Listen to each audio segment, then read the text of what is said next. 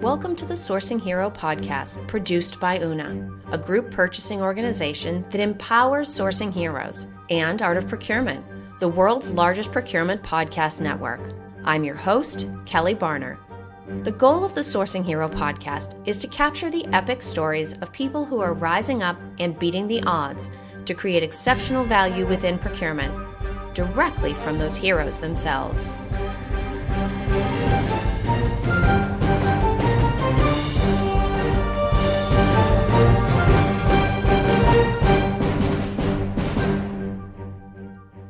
Today, my guest here on the Sourcing Hero podcast is a returning friend. Kris Lance is a senior director at Una, a group purchasing organization that just happens to be the official home of the Sourcing Hero. Kris has experience in multiple industries, but a particular focus in healthcare and technology. He's going to be a regular guest, rejoining me every month to talk about recent news stories and to give us an opportunity to dig into how that news will impact the way procurement, sourcing, and supply chain professionals do business. So, hi, Kris. Thank you so much for being back. Hey, Kelly. Thanks for having me again. I guess I did well enough last time. Exactly. You passed your screening. We've had you back. Yep. And so people should definitely check out that episode if they would like to hear your answers to some of the more traditional Sourcing Hero questions. But because I'm going to have you back regularly, we're going to switch things up a little bit. So instead of having you talk more about your background, here's what I'd like to know. Sort of snooping around, checking out the Una team on social media, and I saw a post that showed all of you having an outing at a local arcade. Now, I have it on good authority, Kris. It's up to you if you want to confirm or deny that Anthony Clervy leveled up on the Mario Kart game. Can I get an official statement on that before we dig further? Well, I'll probably have to talk to him about that first because I'll say, honesty is kind of an unwritten core value at Una, and I would question the accuracy of the true champion of Mario Kart. So we'll have to say maybe I'll give a better update next time I join. But yeah, no, I'm definitely the champ here. We're talking Mario Kart. This may be the first ever Sourcing Hero scandal. I love it. Awesome. Now, on a more serious note, so many companies are still working virtually, distributed. Some people are from home. And so truthfully, it was really nice to see you guys out together having a good time. Why do you think it's so important, whenever possible, for teams to come together, to step away from the work and instead have a little bit of an opportunity to play now and then? That's a good question. I think a lot of times in business, we tend to forget, the human element. Without people, it doesn't matter what your business is, even AI, right? There's some sort of that human element. So we definitely take the work hard, play hard to another level. But, as you pointed out, like in this climate with people being 100% remote or maybe a hybrid model, you can really lose those meaningful connections, through a screen. And so to me, similar to shared trauma, shared fun really helps with cohesiveness. It almost brings another level of connection. I would liken it to some of those professional teams who just so happen to always know where someone else will be on the court or the field at all times. And that doesn't come from necessarily just practice. It comes from truly knowing your team and also allowing them to really know you. So there's nothing beats that in-person connection. No, I completely agree. And I mean, certainly that sense of cohesion helps you deal with the normal day-to-day challenges, but it also helps, bring in new team members and help everybody stay aligned. So I'm glad that you shared the pictures, of course, because they're really fun to see. But I do think it's important for all of us to remember that we've had sort of the work bleed into the play and the play kind of go away over the last couple of years. So it was nice to see you guys out and about as a team. Yeah, it was a lot of fun. Now, when I checked in with you to figure out, okay, what is going to be the focus of this month's conversation, I thought you picked an excellent topic. And we're actually going to take sort of two different looks at this. But the broad overarching topic is looking at energy costs and energy availability and how those two things are going to impact business.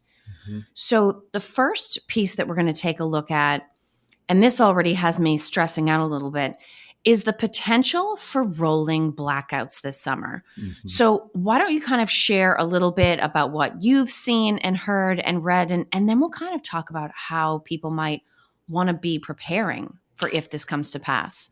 Yeah. Yeah. So for me, I think, the impact that it could have, whether it's food, medical, manufacturing, especially technology, businesses or organizations, I don't think there's been a point in time that we haven't been more reliant, on energy. But I think most industries kind of already know to have or already have redundancies in place to prevent meaningful impacts to, I would say, like true production. Mm, But that said, I will be curious to see what the impact is in like the details, right? And so by details, I mean for some of those decisions that have been made for people to be working remote or even a hybrid model, if there's still a large portion of workers that are remote, you know, how are they going to be impacted by these rolling blackouts? I think I read somewhere that NERC, I think that's like North America Electric Reliability Corporation. I think I'm getting that right. But they had stated that at some point this summer, the nation, 2/3 of the nation should expect some sort of a blackout. So when I go back to those details, does everyone have a hotspot? Do teams know how to communicate remotely if someone's at home and there's some sort of an outage?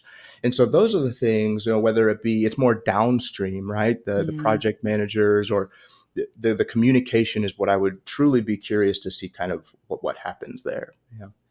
And I think this will be interesting, especially based on where our listeners are. Mm. Because I think of this problem, and I've been helping co-host webinars at Art of Procurement for a long time now. And we've certainly had guests, especially guests based in California, Yeah. where they've been dealing with rolling blackouts for a while. In addition to wildfires, we actually lost a guest one time because his house was under threat by a wildfire. But this problem seems to be spreading this summer nationally. Hmm. And I found it particularly interesting that even Texas, that maintains its own independent electrical grid, is warning and cautioning and asking people, please set your air conditioning at 78. So keep your house a little bit warmer, simply because all of the regional grids in the country are under strain. And absolutely, certainly there's a commercial impact through hospital facilities and manufacturing. But teams, this may be the new adjustment. Teams may be either needing to set up people in homes with backup generators or Hmm. some kind of complementary internet access, or simply adjusting to the fact that people aren't quite as predictably available. Hmm. Yeah, no, I 100% agree. And in that same line, again, I'm not an energy expert, but it almost begs the question of like, are we making too big a moves too quickly? Using Texas as your example before, I don't think anybody forgot what happened when they had that That's right. snowstorm. I mean, that was pretty devastating. It was very devastating, and so I bet a few generator companies made a pretty penny in that region after the event. But you start thinking about different things that you can put in place, and you bring up the very good point as far as equipping your team members wherever they are to be able to operate as business as usual. Yeah. Yeah. Well, and this is one of the connections I think for folks in especially procurement and sourcing, that we've talked so much about sustainability and reducing carbon footprint. And some of what I've read on this subject suggests that part of why we're going to be running into issues this summer is because they're taking legacy energy sources offline earlier than expected. Hmm. And some of the energy sources that are considered more sustainable aren't quite up to where we would need them to be from a production standpoint. And then on top of that, of course, it always comes back to the weather. There are drought conditions in much of the country. So if your more sustainable energy source was electric based and the water levels have fallen, that has a direct impact not only on your access to energy, but also chances are on the temperature in that region, which spikes demand. So it's sort of like the worst of both coming together. Mhm. The drought bringing down the water level and then the heat bringing up the demand. It's definitely creating an issue. Oh, without question, I think if for specific examples, I was floored when I was looking at some of the pictures of Lake Mead.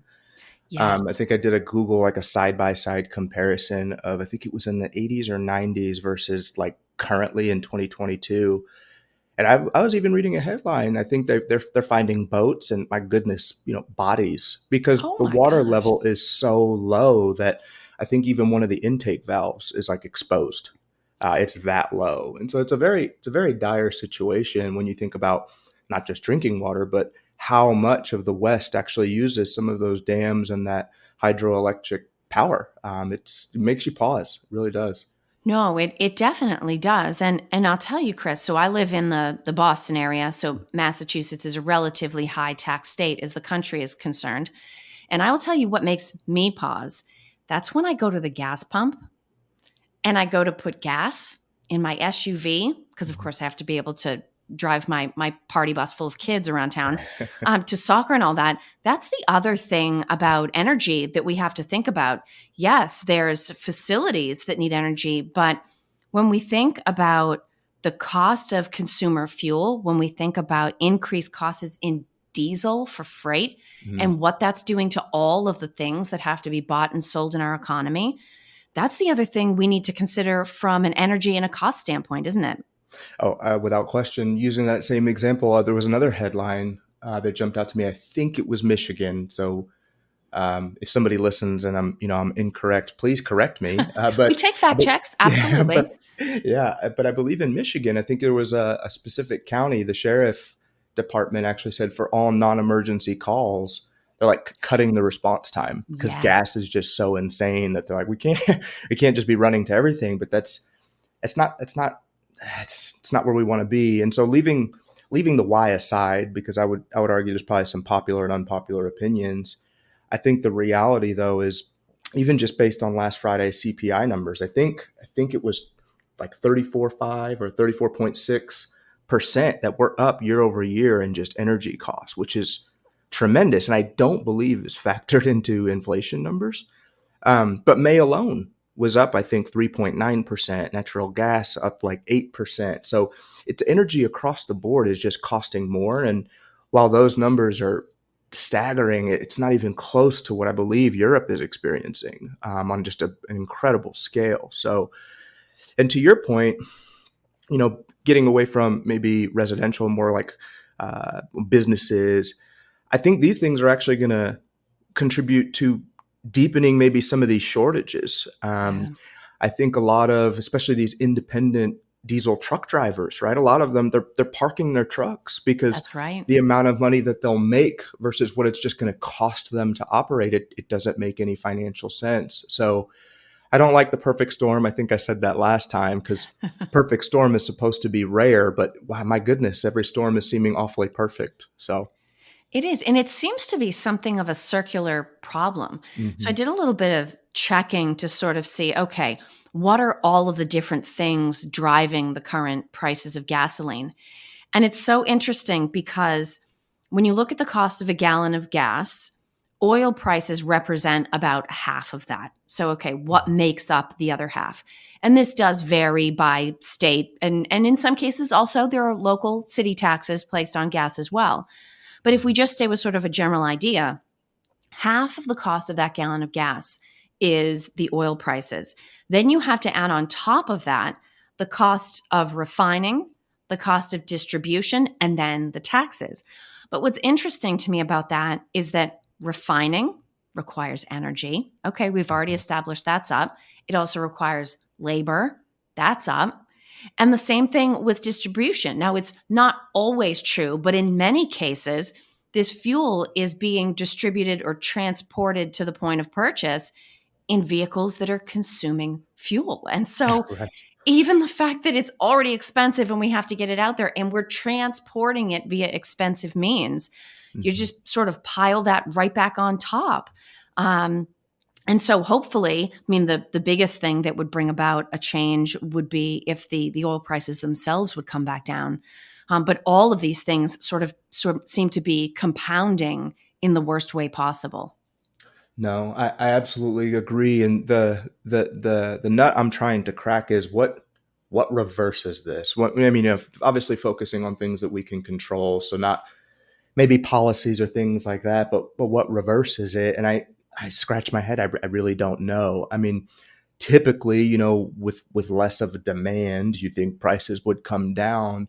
But to your point, there's so many other factors that are Yeah. indirectly contributing to the increase. I don't think it's just demand is going to get us, I want to say back, because I don't know how low prices will actually go again, until maybe we look at maybe some historical things that we've done in the past to be more, as a country, I'll say, more energy independent. So it'll be interesting to Absolutely. watch, especially over as we get into these summer months, not just because of the heat, because that's also peak travel season. That's right. And when you start talking about the costs of jet fuel, and what that means and how that translates to tickets and business expenses, it's almost like the dog chasing its tail. When does it end?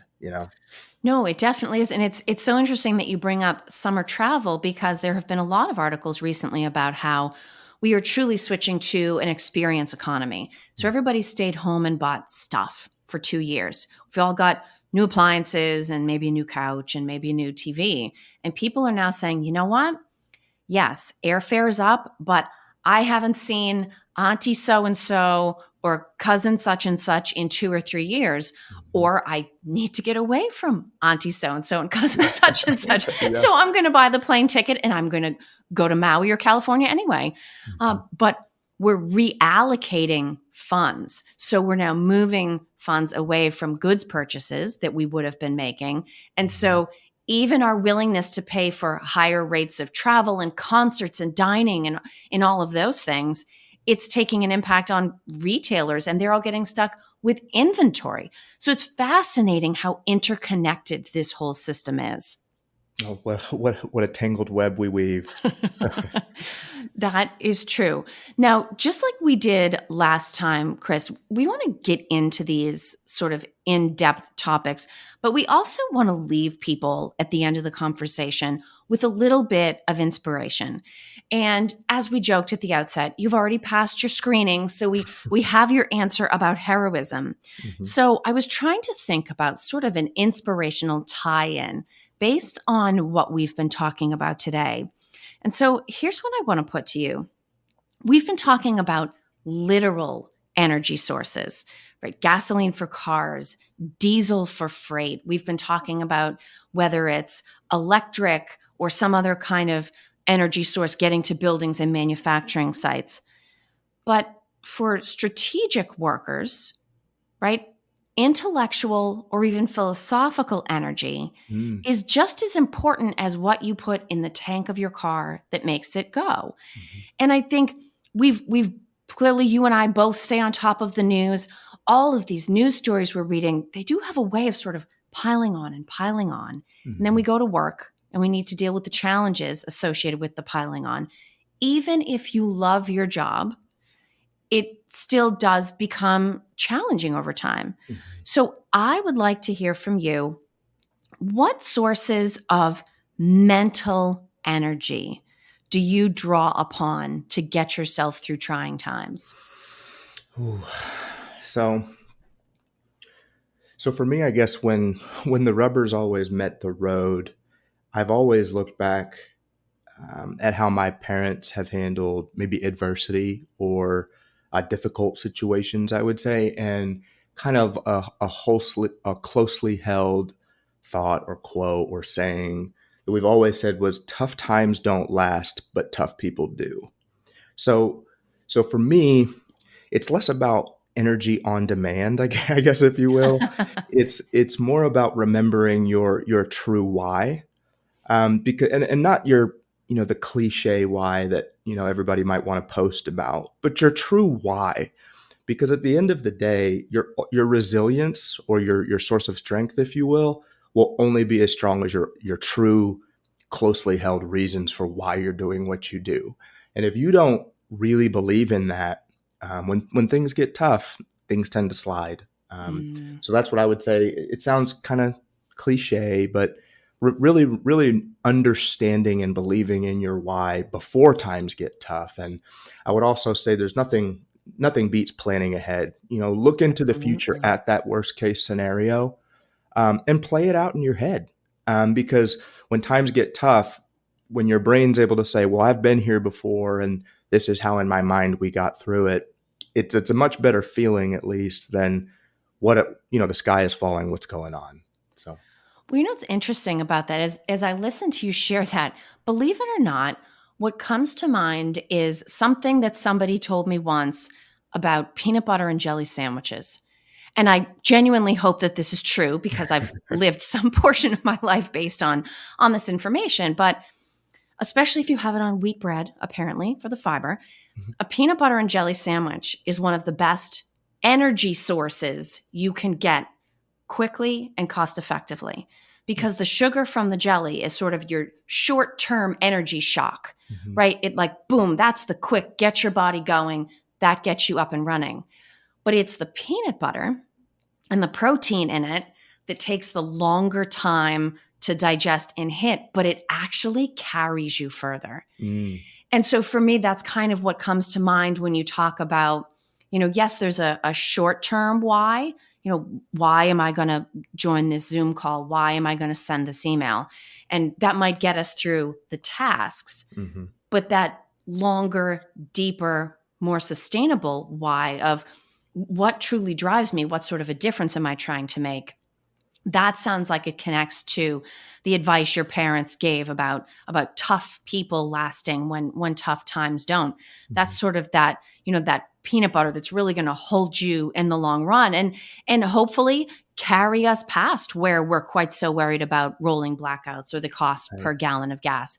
And we can turn more of that energy back to things like innovation and, disrupting markets and that sort of thing. So here's to all the people that are going to hang in there over the long run, right? Yeah, absolutely. Cheers. Excellent. Well, Kris, it was great having you back on the Sourcing Hero podcast. If people have listened in and want to get in touch with you to certainly ask questions about your background, philosophy, perspective on the news, but also to potentially learn a little bit more about Una, what is the best way for them to get in touch? Yeah, so LinkedIn is a good way. You just Kris Lance, I'm out there. It's actually the only form of social media I have, so it should be pretty narrow there. And then email is always good too. So it's just Kris, KRIS @una.com. Alternatively, if you go to our website, una.com, UNA.com, if you go to the About Us, you can find my page and you should be able to click through to me that way as well. Excellent. Well, then thank you, Kris. And I guess I will say farewell until next month. It sounds good. I'm going to go make a peanut butter and jelly sandwich. Thank you for listening to this episode of the Sourcing Hero podcast. Join us again next time for more true stories of sourcing and business heroism performed by your colleagues and peers. Look for the Sourcing Hero wherever you get your podcasts, and don't forget to subscribe. Finally, don't forget, sourcing heroism is taking place all around us every day. Keep your eyes open and you're bound to see it. Until next time, I'm your host, Kelly Barner. Stay well and always remember that you can be a hero too.